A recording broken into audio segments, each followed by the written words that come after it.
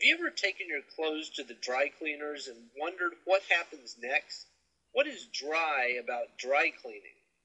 No matter where you go, dry cleaners use the same five basic steps. They tag the clothes, pre treat the clothes, clean them, quality check them, and then iron them. The amazing thing about dry cleaning is that clothes actually do get wet, they're just not soaked in water. Instead, they're put into huge machines filled with liquid silicone. The machine holds about 50 pounds of dry clothes. The washer and dryer are in the same machine so that the cleaners can recover most of the solvents used during cleaning. The clothes tumble in a basket inside the washer.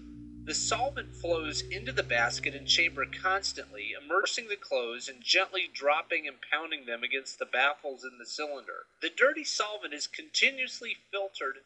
We have filters in the machine that continue to filter out particles or even loose dyes, but we're also distilling the solvent after every load for further clarity. After a spin cycle, warm air tumbles the clothes dry. Then everything is pressed to perfection.